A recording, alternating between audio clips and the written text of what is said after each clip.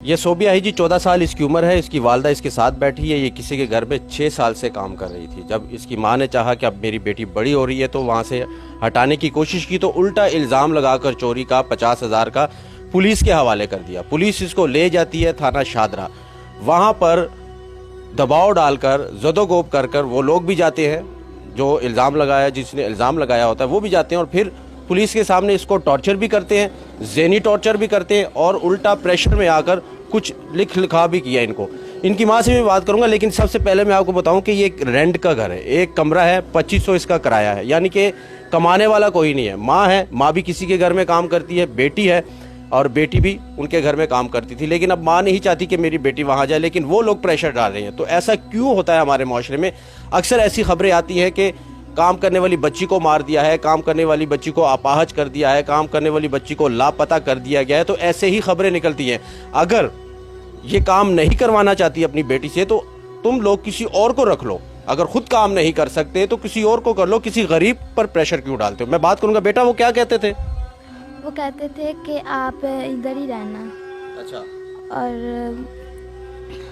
उन्होंने उस दिन आंटी ने मुझे घर भेज दिया था। आंटी कहती थी चलो ठीक है तुम, मैंने आंटी को बोला आंटी अब मैं घर जा रही हूँ। आंटी कहती चलो ठीक है अब तुम रात को घर रह लिया करो, सुबह टाइम आ जाया करो।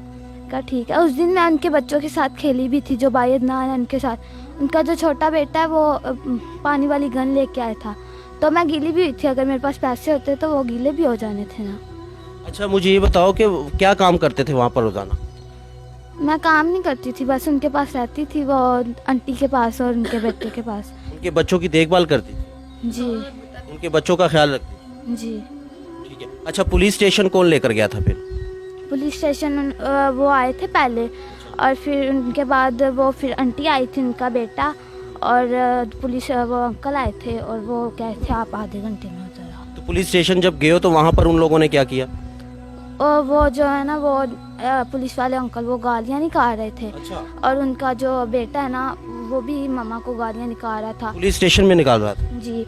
और वो जो आंटियाँ उन्होंने फिर उनके कान में पता नहीं क्या कहा, फिर वो चुप कर। पुलिस वाले के उनके बेटे की। यानी कि डराया धमकाया पुलिस स्टेशन में तुम्हें? जी। अच्छा, माँ से बात करूंगा। आप क्या कहती हैं? मैं तो यह कहनी पर मैं 50,000 देने से अफोर्ड नहीं हाँ, क्यों मेरा एक बेटा है। ਤੁਸੀਂ ਉਹਨੂੰ ਕਿਸ ਗਾਰੰਟੀ ਤੋਂ ਪੁਲਿਸ ਸਟੇਸ਼ਨ ਤੋਂ ਲੈ ਕੇ ਆਏ ਹੋ? ਮੈਂ ਇਹਨੂੰ ਕਹਿੰਦਾ ਸੀ ਤੇ ਸਾਈਨ ਕਰੋ, ਰਕਮ ਮੰਨੋ, ਨਹੀਂ ਤੇ ਤੁਹਾਨੂੰ ਤੇ ਇੱਕ ਪਰਚੇ ਤੇ ਮੈਂ 6 ਪਰਚੇ ਕਰਾਂਗਾ ਤੇ ਔਰ ਮੈਂ ਕਿ ਤੁਸੀਂ ਮੇਰੇ ਤੇ ਪਰਚਾ ਕਰ ਦਿਓ। ਉਸ ਪੁਲਿਸ ਵਾਲੇ ਦਾ ਕੀ ਨਾਮ ਹੈ?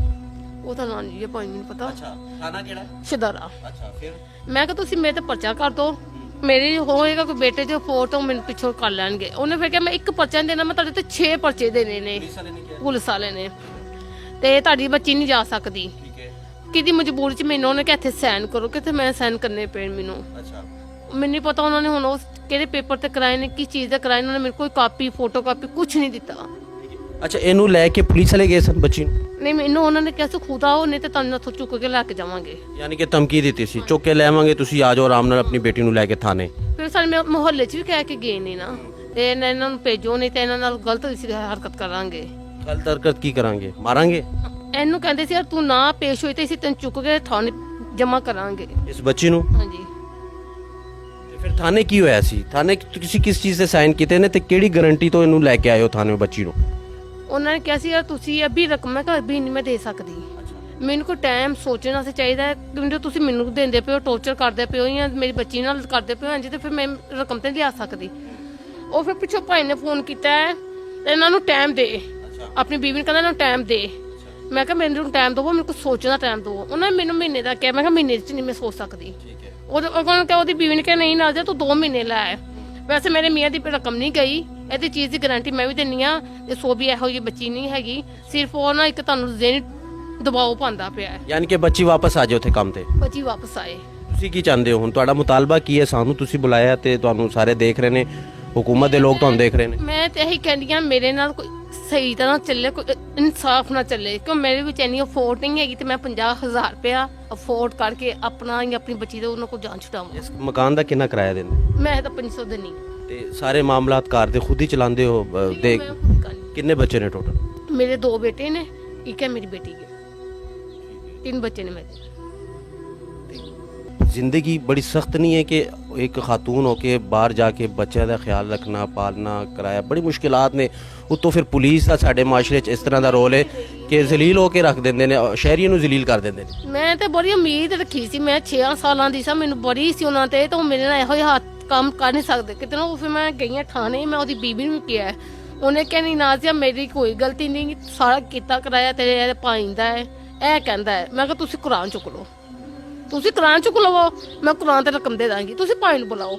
ਉਹਨੇ ਕਿਹਾ ਉਹਨੇ ਫੋਨ ਤੇ ਕਿਹਾ ਨਹੀਂ ਨਹੀਂ ਮੈਂ ਨਹੀਂ ਆ ਸਕਦਾ, ਤੂੰ ਆਪੇ ਹੈਂਡਲ ਕਰ, ਤੂੰ ਜੋ ਕਰਨਾ ਤੂੰ ਕਰਨਾ, ਆਪਣੀ ਬੀਬੀ ਨੂੰ ਕਹਿੰਦਾ ਹੈ। ਤੁਹਾਨੂੰ ਰੋਣਾ ਆਪਣੀ ਬੇਬਸੀ ਤੇ ਆ ਰਿਹਾ ਹੈ ਕਿ ਇਸ ਜ਼ੁਲਮ ਤੇ ਆ ਰਿਹਾ ਹੈ ਜਾਂ ਸਾਡੇ ਮੁਆਸ਼ਰੇ ਤੇ ਆ ਰਿਹਾ ਹੈ? ਤਿੰਨਾਂ ਚੀਜ਼ਾਂ ਤੇ ਆਂਦਾ ਬਈ। ਜਦੋਂ ਇਨਸਾਨ ਬਾਹਰ ਨਿਕਲ ਕੇ ਉਮੀਦ ਤੇ ਜਿੰਦਾ ਨਾ ਤੇ ਉਹਦੀ ਉਮੀਦ ਟੁੱਟਦੀ, ਫਿਰ ਬੜੇ ਹਿੱਸਿਆਂ 'ਚ ਬੰਦਾ ਖਿਲਰਦਾ ਹੈ। ਇਹ ਹਿਸਾਬ ਹੈ। ਤੇ ਮੈਨੂੰ ਤਾਂ ਪਤਾ ਨਹੀਂ ਸੀ ਮੇਰੀ ਬੇਟੀ ਨਾਲ ਇੰਨਾ ਬੁਰਾ ਅਗਲੇ ਕਰਨਗੇ। ਮੈਂ ਤਾਂ ਬੜੀ ਉਮੀਦ ਤਾਂ ਆਪਣੀ ਬੇਟੀ ਛੱਡੀ ਸੀ, ਅੱਛਾ ਕੋਈ ਗੱਲ ਨਹੀਂ, ਪਰ ਕੀਤੀ ਬੁਰੀ ਨੇ ਉਹਨਾਂ ਨੇ ਅਸੀਂ ਮੇਰੇ ਨਾਲ। ਤੇ ਮੈਂ ਕਿਹਾ ਵੀ ਉਦੋਂ ਬਾਜੀ ਤਾਂ ਤੁਸੀਂ ਬਹਿ ਕੇ ਗੱਲ ਕਰੋ, ਕਿਹੜੀ ਗੱਲ ਹੋਏਗੀ ਮੈਂ ਹੈਂਡਲ ਕਰਾਂਗੀ ਤੁਹਾਡੇ ਨਾਲ। ਮੈਂ ਆਪਣੀ ਉਹਨੇ ਕਿਹਾ ਆਪਣੀ ਬੇਟੀ ਨੂੰ ਪੁੱਛੋ, ਮੇਰੇ ਬੇਟੇ ਨੂੰ ਕਿਹਾ ਨੇ, ਕਿਉਂਕਿ ਮੇਰੇ ਬੇਟੇ ਨੇ ਕਿਹਾ ਨਹੀਂ ਸਾਡੀ ਇਸ ਬੱਚੀ ਤੁਹਾਨੂੰ ਦਿੱਤੀ, ਸਾਡੀ ਬੱਚੀ ਇਹੋ ਜਿਹੀ ਕੰਮ ਨਹੀਂ ਕਰ ਸਕਦੀ। ਤੇ ਹੁਣ ਮੈਨੂੰ ਕਿਤੇ ਅੱਗੇ ਇਨਸਾਫ ਦੀ ਅਪੀਲ ਕਰੋਗੇ ਇਮਰਾਨ ਖਾਨ ਅੱਗੇ ਜਾਂ ਬੁਜ਼ਦਾਰ ਅੱਗੇ, ਉਸਮਾਨ ਬੁਜ਼ਦਾਰ ਅੱਗੇ, ਕੀ ਕਹੋਗੇ, ਕਿਹਨੂੰ ਕਹੋਗੇ, ਕਿਹਦੇ ਅੱਗੇ ਫਰਿਆਦ ਕਰੋਗੇ? ਬਾਈ ਮੈਂ ਤਾਂ ਕਦੀ ਇਸ ਕੰਮ 'ਚ ਆਈ ਨਹੀਂ ਸਾਂ, ਜ਼ਿੰਦਗੀ 'ਚ ਨਹੀਂ ਆਈ। ਮੈਨੂੰ 14 ਸਾਲ ਹੋ ਗਏ, ਮੈਂ ਮਿਹਨਤ ਕੀਤੀ ਹੈ, ਨਾ ਮੈਂ ਇਹੋ ਜਿਹੇ ਕੰਮਾਂ 'ਚ ਗਈ ਹਾਂ, ਨਾ ਮੈਨੂੰ ਕੰਮਾਂ ਦਾ ਪਤਾ ਹੈ। ਤੇ ਮੈਂ ਕਿੱਥੇ ਜਾਵਾਂ? ਇਹ ਭਾਈ ਨੂੰ ਮੈਂ ਕਿਹਾ ਸੀ, ਇਹਨਾਂ ਨੇ ਤੁਹਾਨੂੰ ਕਿਹਾ, ਅੱਗੋਂ ਮੈਨੂੰ ਅੱਗੇ ਦਾ ਕੋਈ ਨਹੀਂ ਪਤਾ। ਅੱਗੇ ਤਾਂ ਮੈਨੂੰ ਨਾ ਪਤਾ ਹੈ, ਨਾ ਮੈਂ ਕਦੀ ਇਸ ਕੰਮ 'ਚ ਗਈ ਹਾਂ, ਮੇਰੇ ਬੰਦੇ ਵੀ ਛੱਡਿਆ, ਮੈਂ ਤਾਂ ਵੀ ਨਹੀਂ ਇਸ ਕੰਮਾਂ 'ਚ ਵੜੀ। ਬਸ ਹੁਣ ਤੁਹਾਡੇ ਉੱਤੇ ਗੱਲਬਾਤ है सारी मेरी। अगर हुक्मरान देख रहे हैं, आईजी साहब देख रहे हैं, तो खुदा का वास्ता है कि चाइल्ड प्रोटेक्शन वाले हैं, इस नाम की भी कोई चीज़ है हमारे पंजाब में, उनको आना चाहिए था, उनको बात करनी चाहिए थी। पुलिस ऐसे बुला कर धमका कर डरा कर इसको ज़दोकोब करती है थाने के बीच में, और फिर मुदई भी वहीं आकर इन पर प्रेशर डालता है, तो फिर देखने वाला कौन है? इनके आगे पीछे कोई भी नहीं है सिवाय आप लोगों के। आप लोगों ने इनको इंसाफ देना है, थानों का सिस्टम ठीक करना है। बाकायदा ये एक कमरे का घर है, खस्ता हालत है इस घर की भी, 2500 किराया देते, हालात बड़े ख़राब हैं और बड़े ही ज़्यादा हालात ख़राब है। सिर्फ ये लोग इंसाफ चाहते हैं। इस माँ की आंखों में आंसू अपनी बेटी की बेबसी और अपनी बेबसी के लिए और इस माशरे की बेबसी के लिए। तो आज के सच तक में सिर्फ इतना ही।